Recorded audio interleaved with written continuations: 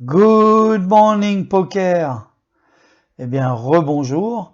Après avoir passé en revue toute la stratégie du poker, Poker Instinct, il s'agit maintenant de se pencher sur les éléments tactiques du jeu. Et en effet, le poker est un jeu d'informations incomplètes. Il y a un certain nombre de cartes que l'on ne voit pas lors d'un coup, deux dans le cas du Texas Hold'em, et ces cartes que l'on ne voit pas entraîne la possibilité de bluffer les joueurs, de les faire folder avec des mises, avec des tactiques. Et donc, le poker est un jeu d'informations incomplètes avec des joueurs qui essayent de faire croire des choses qui ne correspondent pas à leur carte. Il est donc très important de comprendre comment fonctionnent les différents types de joueurs de manière à pouvoir comprendre ce qu'ils sont en train de dire par rapport à leur mise ou leur non-mise d'ailleurs. On va donc se pencher sur l'élément le plus important du jeu de poker, l'interaction avec les humains. J'ai nommé les fiches, c'est-à-dire des joueurs qui croient savoir jouer, qui sont en fait sous-qualifiés, ils ne connaissent pas le jeu véritablement, et sont donc surconfiants de par le fait qu'ils ont confiance dans leur capacité à jouer, à gagner, et surtout ils sont impatients, et donc ils vont commettre des erreurs qui sont liées à leur surconfiance, à leur sous-qualification, à leur impatience. On va donc voir les défauts des sardines, qui est le niveau le plus bas de tous les fiches. On a tous été des fiches un jour et on le reste. Simplement, on est des plus gros fiches et nous allons voir dans ces vidéos tactiques comment corriger tous nos défauts, quel que soit le niveau que nous avons, à commencer par le niveau des fiches sardines. Et ensuite, nous allons progressivement voir des défauts, des leaks, comme on dit au poker, des fuites qui sont de plus en plus sophistiquées, de plus en plus subtiles. L'intérêt de connaître les défauts des joueurs à chaque niveau, c'est un, de les corriger pour nous-mêmes, mais deux, c'est surtout de les exploiter quand on s'en rend compte chez les autres. Et on s'aperçoit que notre jeu s'améliore considérablement, quelle que soit la variance, lorsqu'on est capable d'exploiter les défauts des plus mauvais joueurs, des joueurs récréatifs, des joueurs sardines. Le premier défaut, et je dirais le plus important et le plus fondamental, c'est que comme les sardines sont impatientes de jouer, elles vont jouer beaucoup de coups. On appelle ça jouer trop loose, trop large, et les sardines jouent plus de 50% des mains possibles. Voici un exemple de grille d'éventail de mains. C'est quelque chose que nous utiliserons tout le long de Poker Instinct pour expliquer, analyser les coups. Il est donc très important que vous compreniez comment fonctionne cette grille et à quoi elle sert. Donc les cases en bleu sont les cases des mains dans lesquelles on rentre dans le coup, et les cases en bleu ciel ici ou en jaune ici sont les mains que l'on n'a pas pris dans le coup. 50% des mains, ça représente exactement ce type de grille et d'éventail de mains, de range on dit aussi. On voit que la sardine va rentrer avec n'importe quel as ici dans le coup. Quand il y a un petit S à côté, ça veut dire suité, par exemple As 10 de cœur. Et ici, par exemple, on va avoir As 3 off suite, c'est-à-dire As 3 dépareillé. Et en revanche, il ne va pas rentrer, par exemple, avec Roi 4 dépareillé. Il va rentrer ici avec 8-7 suited, donc assorti. Et il va rentrer avec toutes les paires, et on aurait pu largement ajouter la paire de 2 ici dans les possibles éventails de mains. Donc toutes les mains qui sont dépareillées sont en bas à gauche de la grille, et toutes les mains assorties, c'est-à-dire de 2 cartes de la même couleur, sont en haut à droite ici de la grille, séparées en diagonale par toutes les paires. On va voir un exemple ici d'un coup où les sardines rentrent souvent, et en plus, le défaut principal, c'est que les sardines rentrent en faisant un limp. En anglais, ça veut dire boiter, comme quelqu'un qui est boiteux. Et c'est l'effet que j'appelle LOL, loose limp, c'est-à-dire non seulement elle joue trop souvent, mais en plus, elle joue en entrant dans le coup en limpant. Voici un exemple ici, tiré d'un tournoi récent, où la personne qui est ici UTG, under the gun, c'est-à-dire immédiatement à gauche de la grosse blinde, paye juste le montant de la blinde. Une autre personne ici qui est au hijack paye également, limp. La personne qui est au bouton limp et la personne ici qui est en petite blinde complète, ce qui donne 4 blindes pour tout le pot. Évidemment, moi j'avais foldé avec 10 et 2 dépareillés. Ensuite, on arrive au flop. Un flop assez pauvre en tirage, à part un tirage couleur à trèfle. Et les 4 joueurs check sur ce flop, malgré le tirage couleur, et le fait qu'il y ait juste une carte haute, qui est un valet de pique.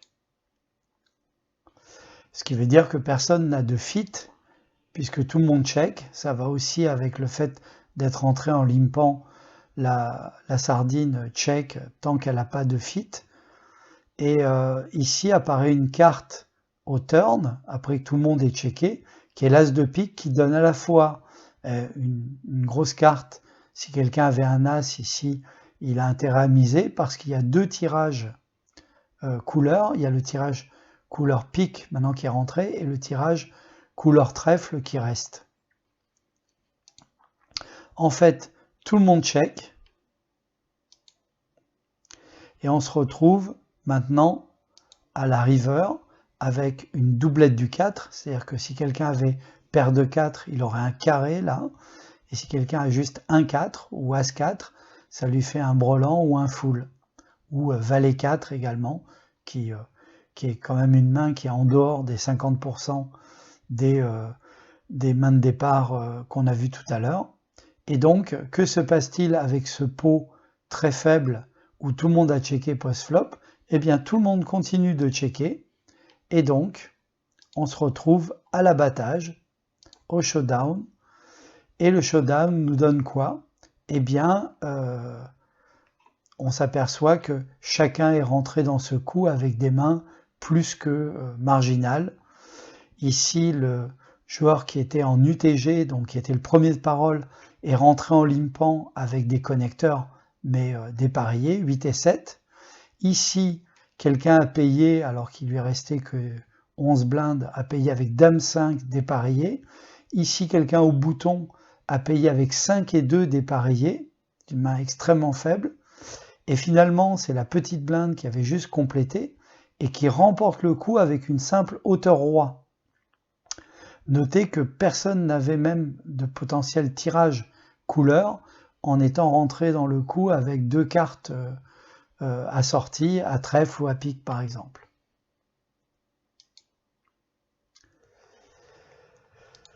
Personne n'a misé post-flop, et donc la hauteur roi l'a emporté, je dirais, sans combat, et en plus au showdown. Un pot qui est ridicule de 4 bébés. Pour corriger cela, il faut ouvrir en faisant un raise et en rentrant avec des cartes correctes. On va voir un contre-exemple ici où le joueur qui est UTG plus 1 rentre directement en relançant avec 2,3 blindes, ce qui est correct. Et on va s'apercevoir que, ayant As-Dame off, je vais faire un 3-bet ici pour 1. Empêcher que les autres joueurs rentrent dans le coup, et 2. Pour isoler cet adversaire et être contre lui seul en position post-flop, et donc pouvoir gagner éventuellement avant un showdown. Malheureusement, le joueur ici qui était au bouton fait all-in avec 5,2 BB. Les deux joueurs qui étaient les relanceurs initiaux payent et nous nous retrouvons à 3 au flop, dont un qui est all-in, avec cette fois un pot de 18 BB, ce qui correspond à pratiquement notre stack des 2 jours restants. On a donc ce qu'on appelle un SPR, un stack to pot ratio, un rapport entre le montant de notre stack et le pot, qui est pratiquement de 1 ici, et ça veut dire qu'on va être engagé très fortement dans ce pot pour la suite.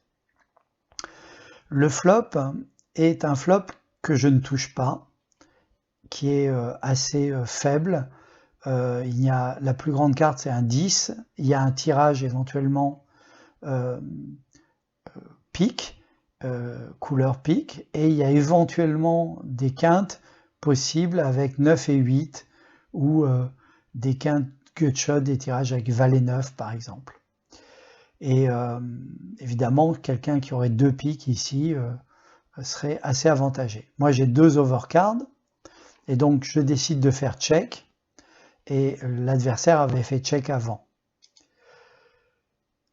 Très bonne carte pour nous au turn, puisque c'est un as, donc je touche top pair avec un très bon kicker qui est la dame, et en plus l'adversaire qui est après moi est all-in, donc il ne peut pas jouer, et l'adversaire qui est devant moi ici a parlé au turn check, et je décide de faire all-in pour value avec l'as ici. J'aurais pu également faire plus petit pour l'attirer dans le pot, mais il faut que je valorise cet as, car ensuite il pourrait très bien y avoir un tirage flush ici, ou un tirage